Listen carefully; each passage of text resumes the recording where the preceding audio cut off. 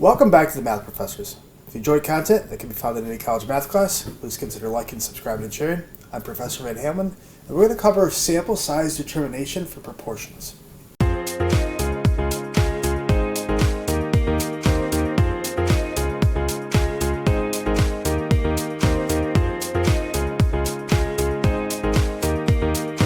And we're going to take advantage of this error formula here, where the error is equal to our critical value z alpha over 2 multiplied by the square root of this quantity p hat times q hat over n, where p hat is the sample proportion and q hat is 1 minus p hat. So really your p hats are your proportion of yeses, whatever you consider success, and then your q hat would be your proportion of no's, which what you consider failure.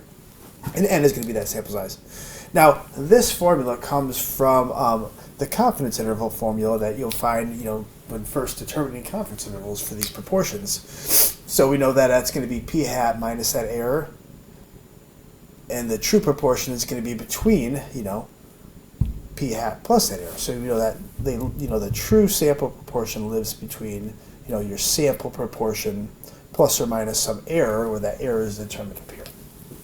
Okay, so sample size determination takes advantage of this formula, and what we're going to do is we're just going to solve it for n, because we want to determine the sample size needed so that we can create a confidence interval to the confidence that maybe we want. So say if I want a 95% confidence interval, I need to know how many people I have to sample in order to make this thing true. So let's solve this thing for n. So in order to do that, first thing we're going to do is we're going to divide by that critical value, z alpha over 2. And that's going to be equal to the square root of p hat q hat all over n. And we have to get rid of that radical so I can square both of these things. So I'm going to square them. We can square them together, and then I'll separate them.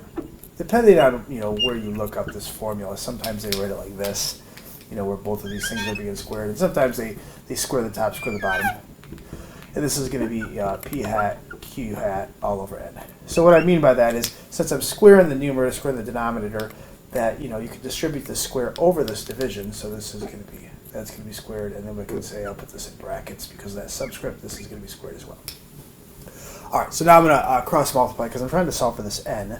So if I put the n over here, this is going to be n times e squared is going to be equal to, and then multiply this is going to be p hat q hat times that, let's put that in front because that's what the formula in our book writes. So this is going to be z alpha over 2 squared times, your p hat times q hat. And then finally, in order to solve for n, I'm going to have to divide by this e squared, so let's send it to the other side now without having to rewrite. So dividing this by e squared. So this is where they get this formula here for sample size determination. And what they say is they use this formula if we have some previous knowledge. And this is if, like maybe a previous survey was done and we know like the sample proportion previously is known. And of course, if p hat is known, then q hat would be also known because they're related. Now, if p hat is not known, what do we do then?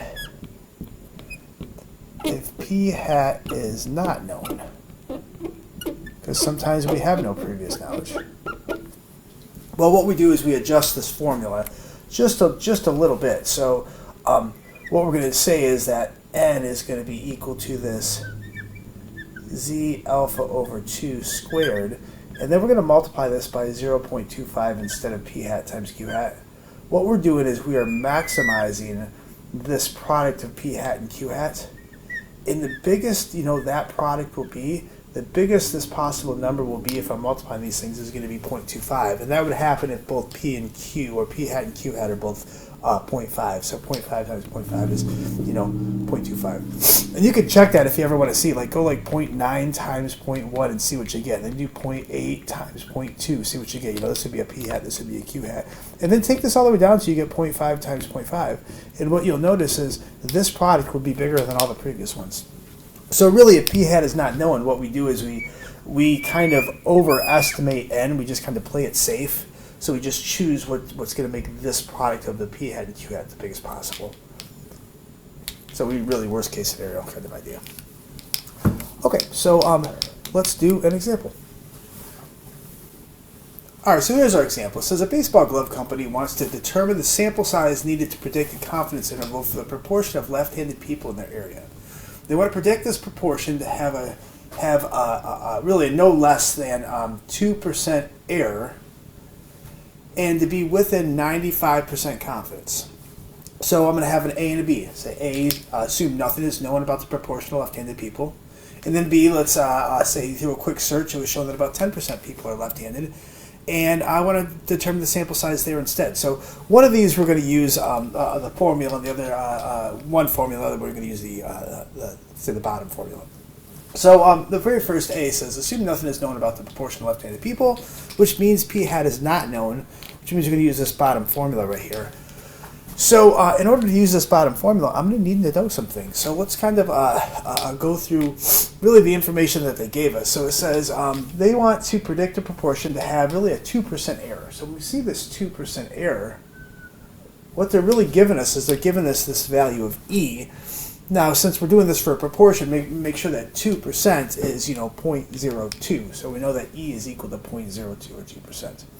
Now it also says I want to be within 95% confidence, and what we know is that the confidence level indirectly gives you that z-score. So let's just draw the picture just for a little bit of practice. It doesn't hurt. So what we have is we have this bell-shaped curve, and to be 95% confident means the area in the middle is going to be our 95%.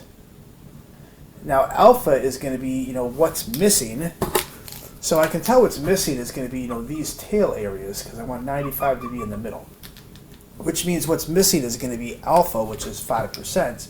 So we say that the tail area is always going to be alpha over 2. Hence, when we say z alpha over 2, they're talking about this z-score that right here, that gives us an area to the right of that, of that alpha over 2, of that alpha over 2. Now, what's missing is 5%, so 0.05, but since there's two tails, we have to cut that in half, because I'm going to have half of it here and half of it here. So this is going to give us 0.025. Now, when we look at a z-score table, the z-score table only gives us area to the left. So if I want to find this z-score, I need to know what is the cumulative area to the left of that particular z-score. And of course, that's including that left-hand tail as well. So if I want to know that cumulative area to the left, well, this area, this blue area is going to be, well, it's the other side of this, 2.5%. So, this pink number plus this blue number better add to 1. So this is going to be equal to 0.975. So that's our area to the left. So when we look this area up on our z-score table, we'll know that this is going to be equal to 1.96. That's our critical value. All right, so now I can fill out everything. I have everything. So n is equal to, we know that it's that z alpha over 2, so 1.96 squared. Don't worry that it's in brackets. You could do parentheses. You could exclude the parentheses because I have the number there now. The reason why they do braces is because of that subscript. It's just to make sure it doesn't get messy. So then this is going to be times 0.25 because I don't know p hat or q hat.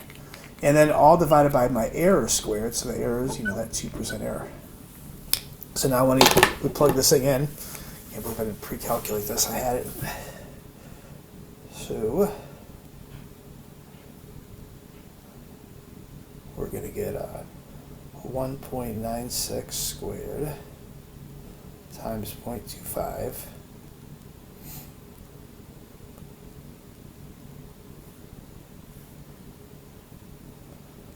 divided by 0.02 squared, and that is going to give us I really wish it wasn't a whole number, but I guess it is, so that's weird. I'm not used to seeing that. I've never actually seen that, frankly. So this gives us 2,401. The reason why I don't want a whole number here is because there's something that we have to do when it comes to sample size determination. Sometimes you get a decimal here. Actually, I've always seen a decimal here, except in this case. Say, let's just pretend it's not. Let's say this was 0.2, for instance. I know it's just 2,401, but let's say it's that right now. The way we round n is we always round n up because this would be the minimum number of people I have to ask in order to make all this true. And 2,401, if this was the answer, would not be the case, so I'd have to round up to 2,402. But since it landed on an integer number by some miracle, this is the sample size needed. So, n is equal to that. I need to ask 2,401 people. in order to make this true. Now, there's no way it's going to work out for the next one, right? We'll see. Okay, so I'm sure I'll get a decimal and we'll talk about that. All right, so in this case, with a quick search, it's showing that about 10% of people are left-handed. So really this 10% right here represents our p hats, but we have to put it, in terms of decimals. What's nice is the z-score doesn't change. I still want to be 95% confident. So your confidence gives you your z-scores.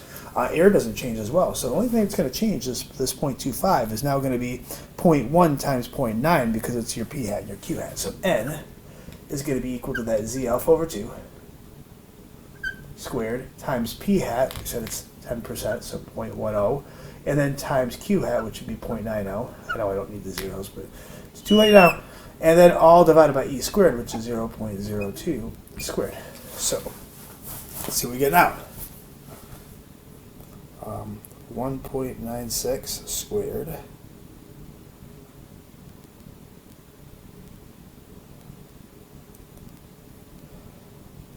times 0.1 times 0.9 divided by 0.02 squared. There we go. And this gives us 864.36. So in this case, we did get a decimal. Now, I know normal rounded, you'd round this down to 864, but remember that this is the minimum number of people I have to ask in order to make this true. So we always round n up.